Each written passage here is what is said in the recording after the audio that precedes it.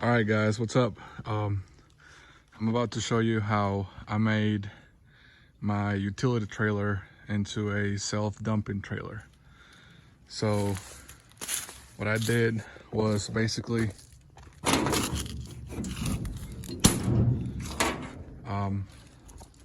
I mounted a winch on the back of the trailer, just right under the gates, and I put a sled at the front of it right here. It's a metal sled. It's got sheet metal in the back. It's got square tubing for the actual sleds. It slides on, it's like angle iron on the side of my trailer that I put. And basically how it works, it's, I just have to turn it on and it'll slide back and hopefully dump everything out. So let me show you how it works.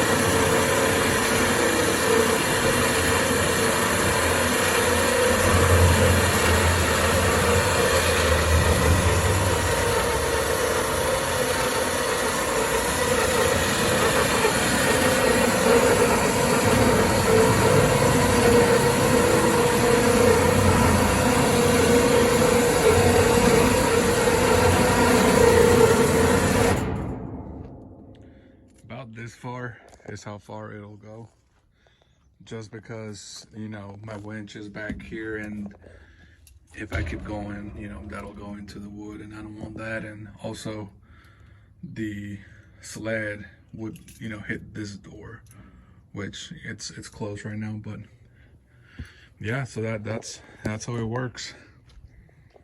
I've seen people wonder how they can make these things to dump by themselves, and I think this is probably the best way, in my opinion. And it's real cheap if you know how to weld. I mean, this whole setup, this whole trailer used to be a car hauler, and I made the doors, the walls, pretty much everything. And I did this one and another 12-footer back there, and honestly, materials wise, I didn't spend more than, I mean, this is just me trying to be careful and not to lie to you about the price. But honestly, I don't think I spent more than $1,500. There's no way I could have spent more than that. I have to check my paperwork, but between steel, the cheap Harbor Freight winch,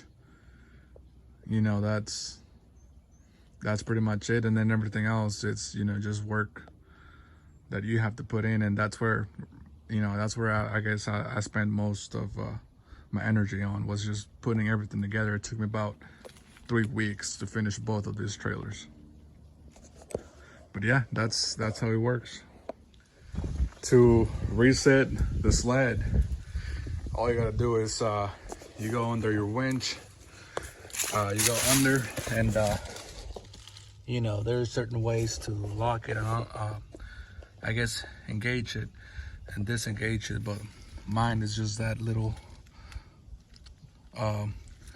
pull lever right there, and you disengage it and you push it back.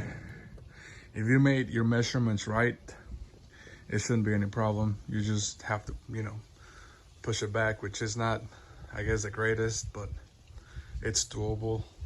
It don't take but 10 seconds. Yeah. As far as my the power supply, so I didn't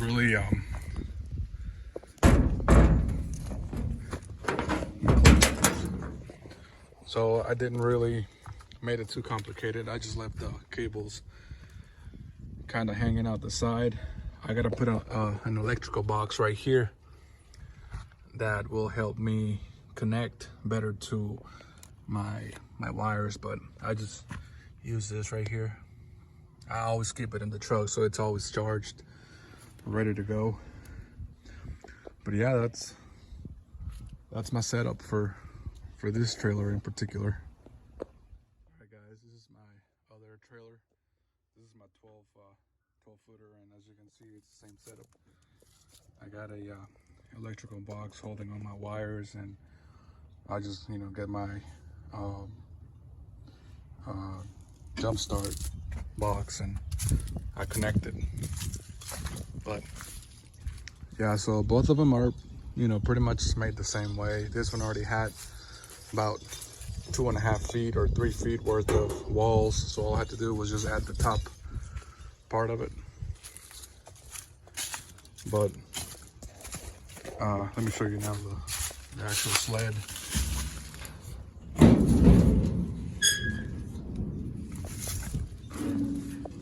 Oh, also, if you do want to make a sled, I would highly recommend to do swing out gates, just because given that these sleds or this idea of sled doesn't reach all the way to the back, it'll just help you a lot if you manage to dump a majority of it on the floor rather than it sit on your drop down gate.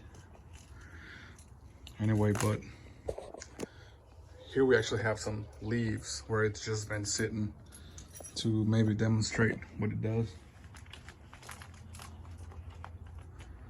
I gotta find my remote. All right guys, and sorry about the sun. It's just totally messing up the video, but here's a remote. You just hold it in for 3 seconds, it'll turn on. Once everything's connected, you just press it.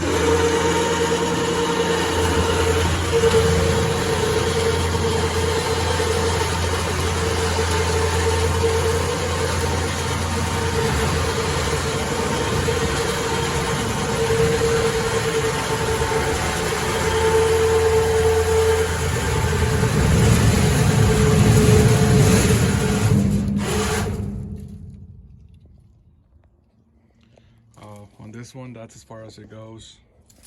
I mean, it's not, but well, it could go a little further, but that's maybe, that's maybe 2 feet right there that you need to, manually unload, which isn't bad. And it's the same thing. It's just a sled with the winch on the bottom.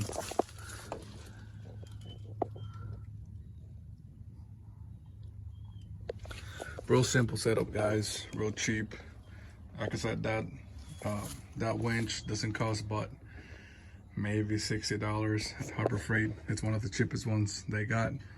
I'm planning on trying it out once I get these things rented, and I'll upload a video showing you how it works. I think it should be plenty of power, given the wood is pretty it's pretty slippery. I mean, it's not gonna grab onto the trash.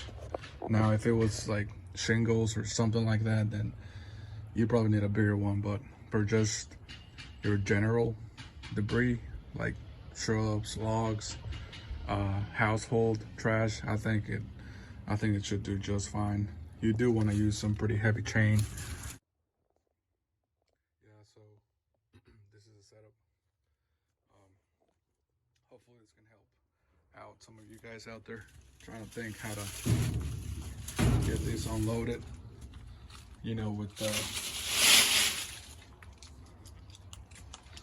with you guys not having pull-offs and all that. I feel like this would help some of you guys, and I've gotten a lot of help and tips of people that do this on YouTube.